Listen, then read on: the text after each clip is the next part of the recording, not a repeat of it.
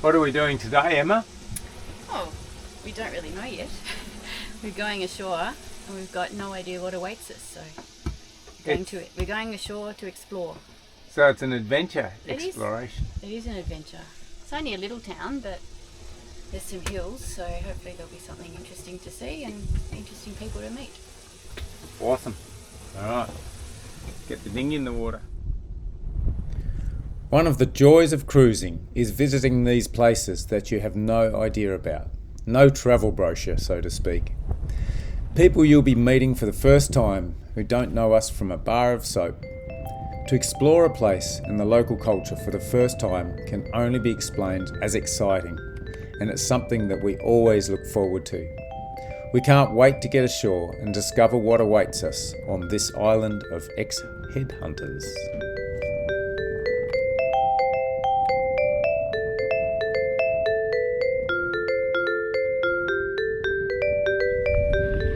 So this is Jackson. Jackson just met us on the beach as we came in, and he said a bit of a loose end, so he's going to take us for a walk and show us around a bit. Yeah.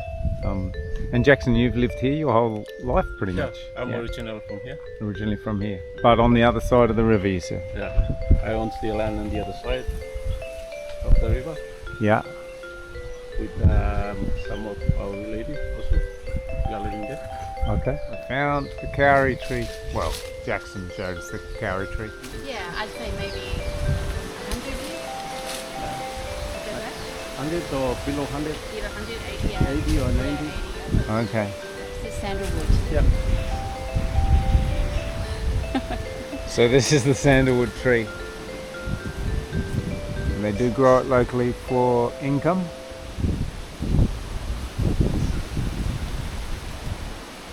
That one's maybe about 20 years old, and then they have to harvest, they have to dig it out, the whole tree, and take the hardwood, create the sandalwood to sell.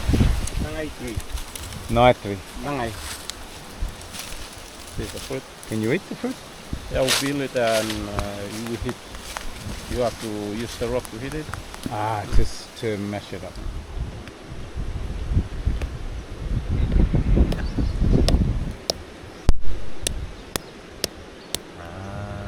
Right on the end.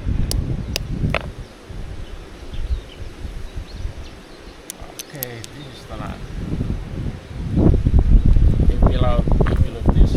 Yeah. Peel it out. Then You eat. So without the peel.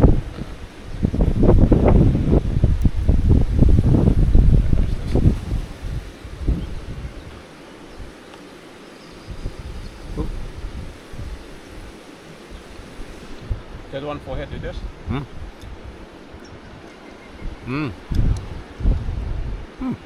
That's good.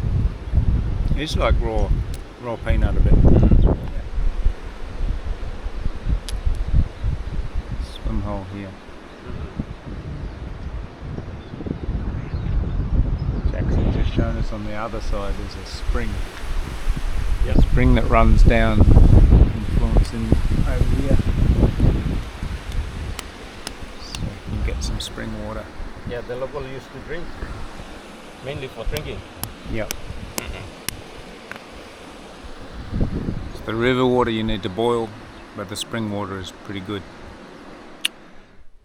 So we left Jackson down at the town. Figured he didn't really need to walk up a steep hill in the heat in the middle of the day. Man's got way more sense. You can see way down there the Norla and the river entrance. We're probably 3/4 of the way up. This was the highest point we got to on our little adventure. I put the drone up to get the best of the view. You can see it's a pretty spectacular spot. The wind was pretty strong, so I couldn't fly too high, but you get the gist of it.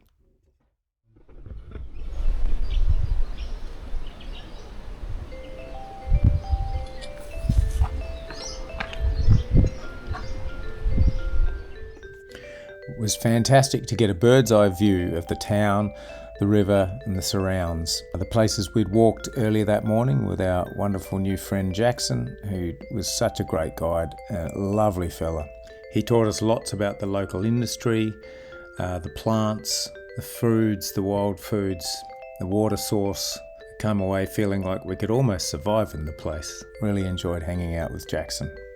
He also told us about a dark part of Erromango's history. The blackbirders would come to the island to steal and enslave labourers. The islanders agreed between the villages to not allow any white folk ashore after this, so when missionaries came, they would kill them.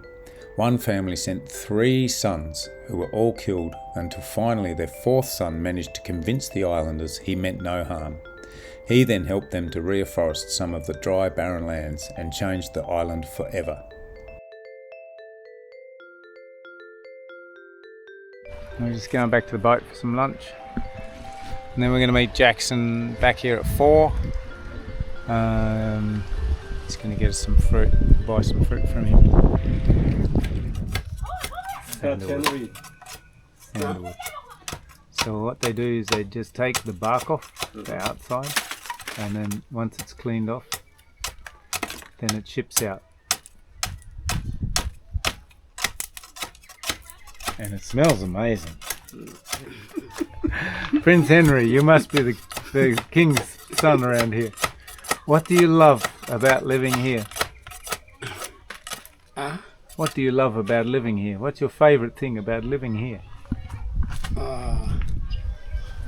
Gardening. The gardening. Gardening. Yeah. Gardening is one of my favorite. I think gardening.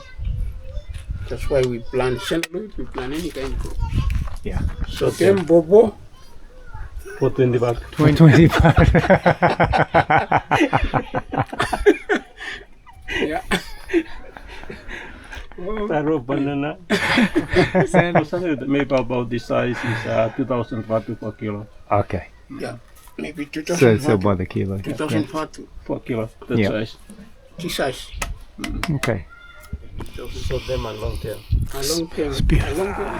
Jackson, we've been hanging out with you half the day because you met us on the beach. You said, "Come here, follow me." We got taken on a tour. Yeah.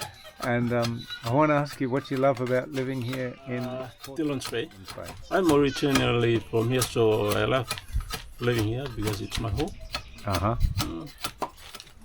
We do things same thing. We do sandalwood Yeah.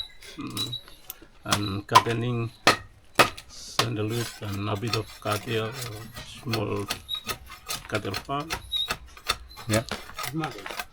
and fishing also. Yeah. Fishing, I love fishing much. So your life is pretty cruisy and you love it. Oh, Yeah. thank you, Jackson. Hello, Mr. Henry, another. Mr. Henry. Pleased to meet you, Henry. Ambon. He's doing class 2, grade 2. Grade 2? Great. What's your favourite sport? Sport daarom kan ik play. Nee, kan ik voetbal goeien. Football, Football. Like soccer? soccer. Yeah. Me too. The sun shines out and it's fun.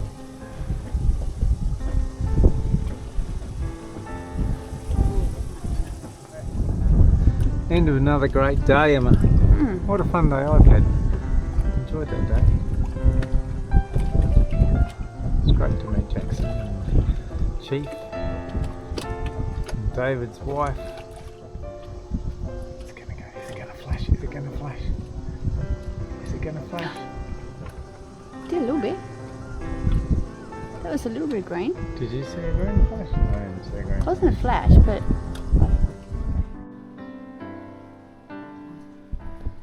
So today we're going for a walk with Mike. Mike is the chief of Dillon Bay. I guess your village has another name in your yeah. language. Before when the traders came in, Yeah. We have this sailor called Peter Tillon.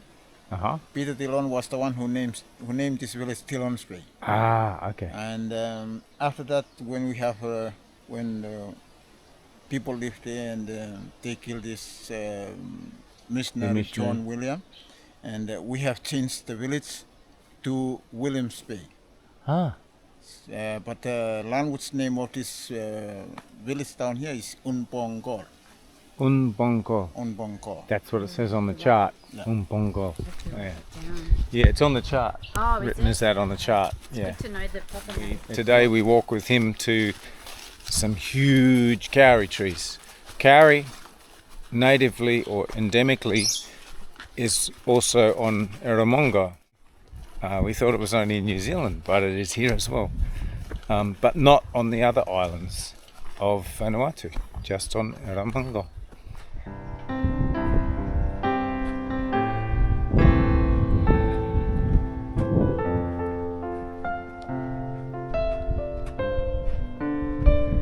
Just commenting on how similar the soil is here to, in this particular spot, to some of the Australian desert areas. Red sandy soil.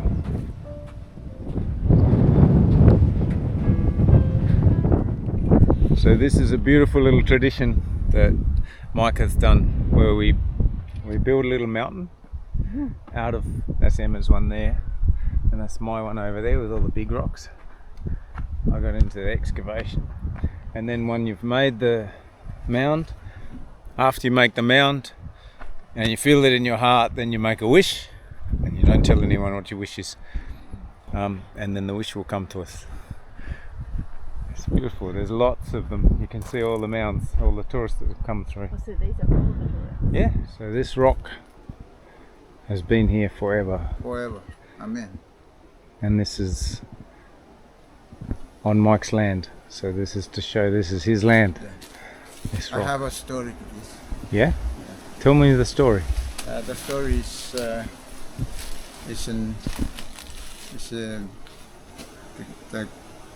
god of this land had marked the boundary, Yeah? and this is where he put his stone here, and they tell every god that this land belongs to this tribe. Ah, okay. So this is the mark from the gods. Yeah. Well, so we live in, and the stone is here. There's a white man came here, and he tried to take it. He couldn't find the stone, Yeah. and he cut up his can and shoot the end here. Oh. And he was very sharp, and shoot his hand. And when he went up to where you did the The mounds? Yeah, Yeah. and he died. He died. I'll teach him. He shot the sacred rock. Yeah. Gosh, good story, Mike. I like it. Thank you.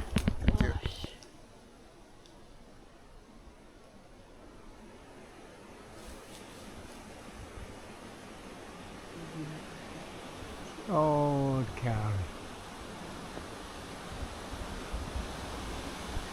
You get me to stand there so I can get some. I'll happily stand there.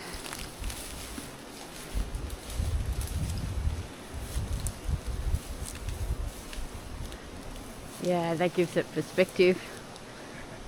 Massive kauri tree. I try nuggets, but I just can't get around can't even get around the booty. Cool fungi.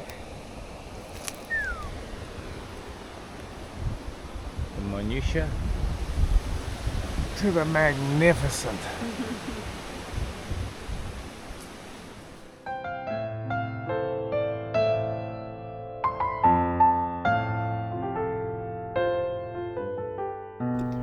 So this is the kauri tree from above.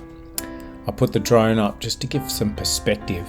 You can see the size of the thing, how magnificent this tree is. It was a little bit hairy flying in the wind, it was quite breezy. and a little bit of a drag to get it down through the branches or around the branches without crashing. But in these shots you can see the beautiful pine cones forming on the tree and the extent of its branches and its width. Incredible.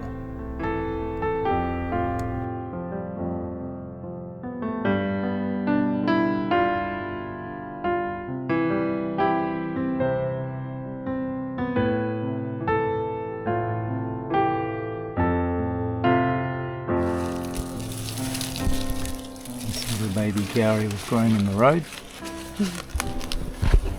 so it needed to be moved. So Mike is going to take it back to Dillon's Bay, to the town, and plant it in the town, somewhere around there. Yeah, next time when you come over, you just see the Kauri in the town. Yeah. But I'm moving Kauri. Still be young. It'll still be young. If you want to see more, then you have to come up. Yeah, if you want the big one, you got to come up here. Okay. That's such a good idea. Mike effectively made a transportable pot out of a leaf and then some stems and wove it all together around the outside to hold it, and pops it in his backsack. Everything from nature. Everything from nature. Protecting the nature. Yeah.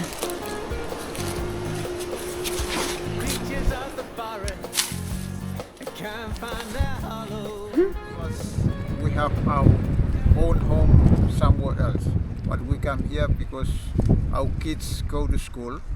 Our kids, we have health services, and that's where we like this place. To me, I was born here, and I grew up in this village, so I love it. I love living in this village. This is where my heart is, so I like it. Living here, I do my garden, and I enjoy it.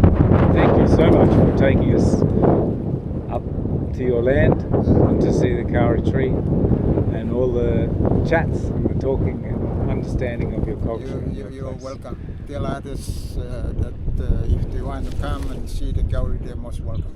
Absolutely, we will. We'll pass that on. Thank you very much, Mike. Delicious dinner. It's pasta. Emma is using up all the fresh veg that's in the fridge we've had for a while. What'd you put in there? Onion, garlic? Lentils, Onion, garlic, broccoli, eggplant, tomatoes.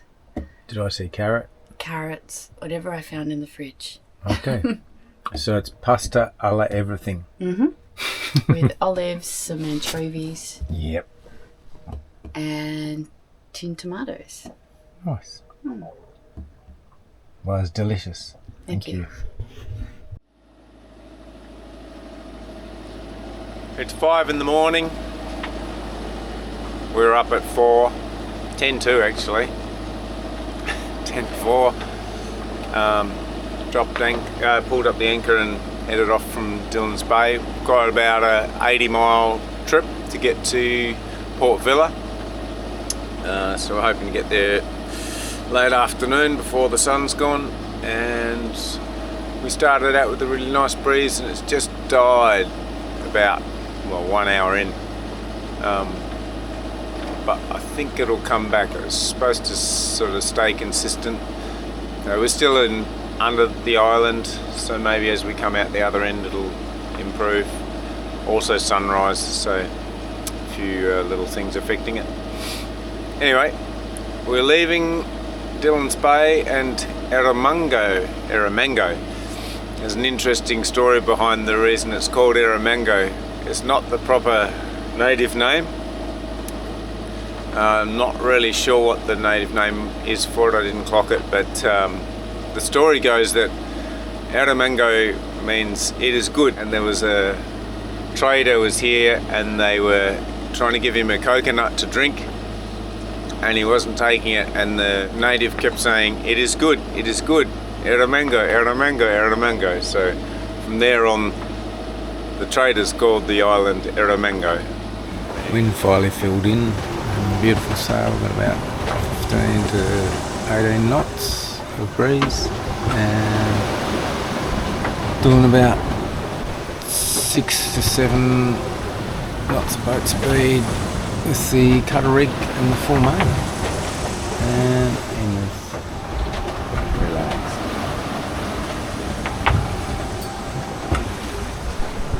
I'm keeping watch.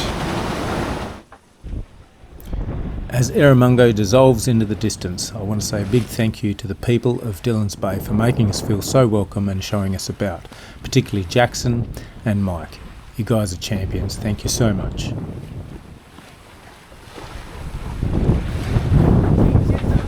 Chip's a bit loose.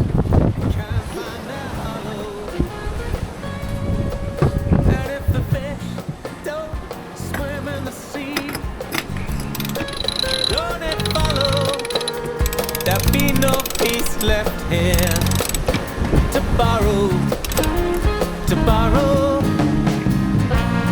Hey, hey, whoa, we gotta make it right. Hey, hey, whoa, we gotta make it right.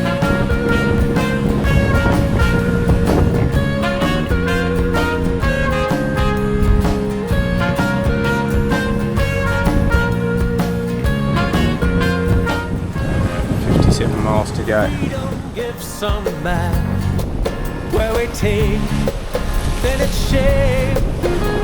If we can't make up for mistakes, then tell me who is to blame.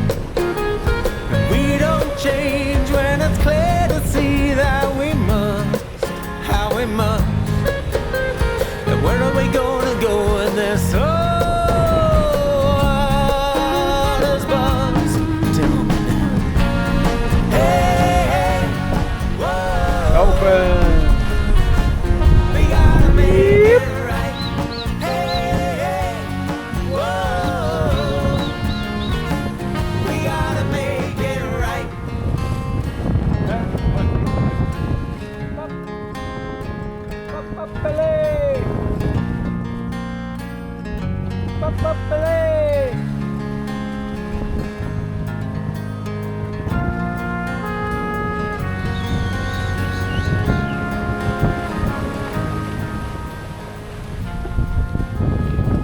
cool, we're getting 7, 8 knots off the waves, 9 dolphins hanging around. So much smoke that young children cannot breathe clean air, and the chemical companies poison our food without a care. And tell me this, the money you make, you think that it will save you? 'Cause illness don't choose by wealth, and you can't survive without. Little yellow fin.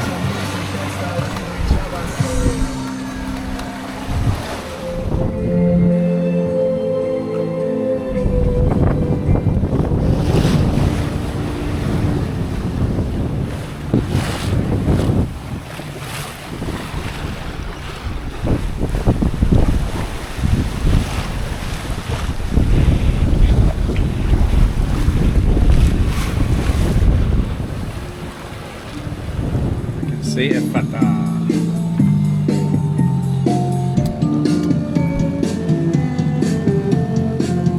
Got about 17 miles to go, roughly.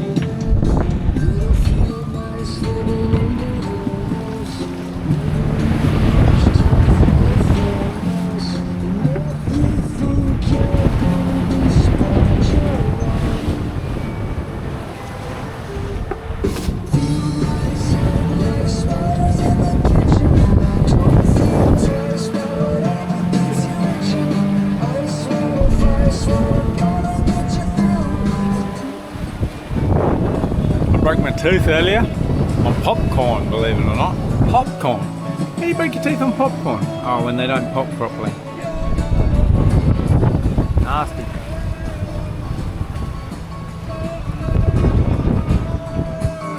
Destination, very close.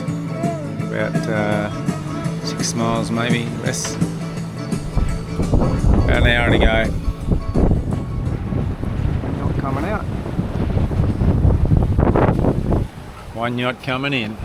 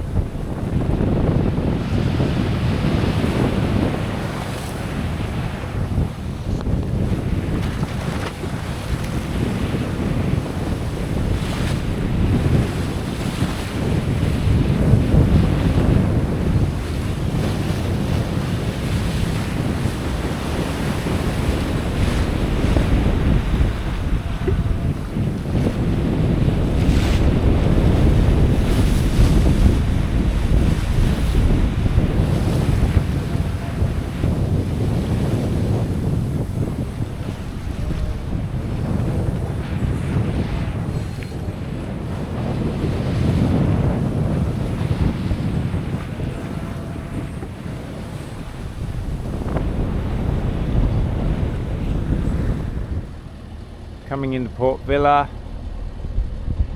Apparently we can anchor somewhere along under this island. A lot of boats up here though.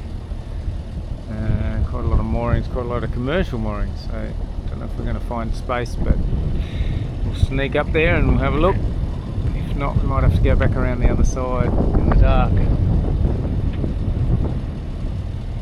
So we're here, we're in Port Vila, and I realised as soon as I stopped, I've hit the wall. We had a great sail, really good sail, good wind, a bit bumpy at first, but it levelled out. And but now we're here, I'm just like, oh wow, yeah, that was a long day.